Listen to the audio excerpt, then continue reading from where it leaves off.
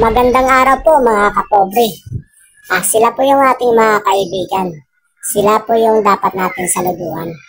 Sila po yung dapat natin hangaan kasi sila po yung talagang nagbabanat ng buto para mabuhay ang pamilya. Ayan po ang mga kapatid po natin sa construction. Sige po, panoorin po natin kung ano yung kabigat yung mga ginagawa nila at kung gaano sila kabilis kung gumawa. Ayan po. Patuloy nyo lang po panoorin ang video na ito. At para makita po natin ang mga kapatid natin na kung paano gumawa dito sa kanilang obligasyon sa construction. Ayan po. May pinuputol po silang bakal kasi nakakasagabal sa kanilang paggawa. At saka baka sila masugatan.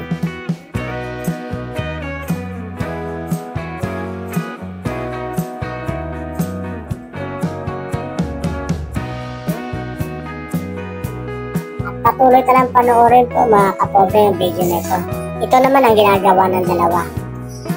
Nagpuputol ng mga bakal. At saka ito naman yung isa. Ayan po. Kaway. Wow! Sige, proud po siya. Talaga naman mga kapatid natin sa construction. Kahit mabigat na, napapagod pero masiyahin pa rin. Ayan po. Walang humpay na kanilang paggawa. Sige po. Ito na naman naghahalo na naman sila ng simento para sa itatakip nila sa ginawa nilang butas kanina. Ayan. Ayan po si Bossing minabastan po ang kanilang ginagawa kung ito ba'y tama. Ayan tulong-tulong po sila binubuhos yung simento doon sa butas na ginawa nila kanina. Ayan po. Wala po silang pahinga. Talagang kahanga-nga po ang kanilang mga gawa. Sana mabigyan naman natin sila ng parangal. At mabigyan po natin ng kaunting paggalang. Kasi po sila po yung talaga namang dugo at pawis ang lumalabas literal sa kanilang mga katawan para mabuhay lang. Ayan po. Kanina pa po silang gumagawa at talagang walang pahinga. May kanya-kanya po silang position at may kanya-kanya pong ginagawa. At talagang alam na nila at saulado na nila kung anong gagawin pa nila. Ayan may naghahakot ng simento, may naghahakot ng buhangin. Talaga po namang kahanga-nga ito mga kapatid natin. Ayan naghahalo na naman sila ng simento para ibubuo sa kabilang butas na ginawa nila kanina. At napasobra yata yung tubig. Parang basang-basa ang nagawa nilang paghahalo. Patuloy lang po ang kanilang paghahalo.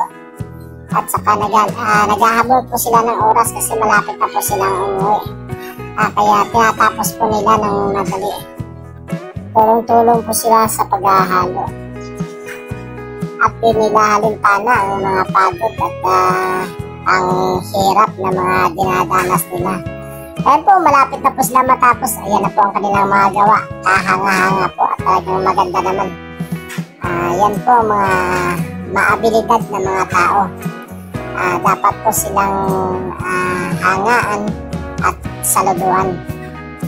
Sige po, patuloy po nating panoorin ang video ito. Ayan may mga abilidad pa si tatay na may paganon-ganon pa Nice. Hindi magagawa ng kung sino.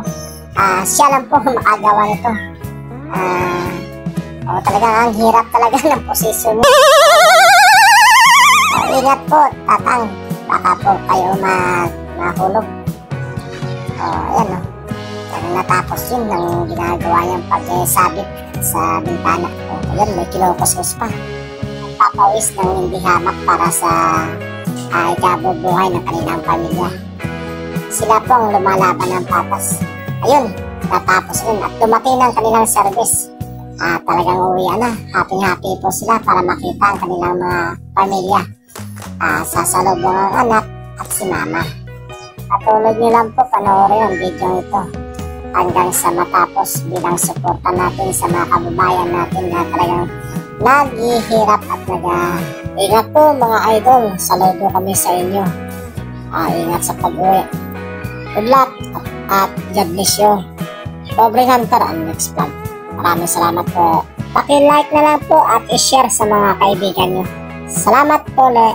Nagtagumpay na naman ang isang araw nyo. Salamat po. Ingat sa pag-uwi.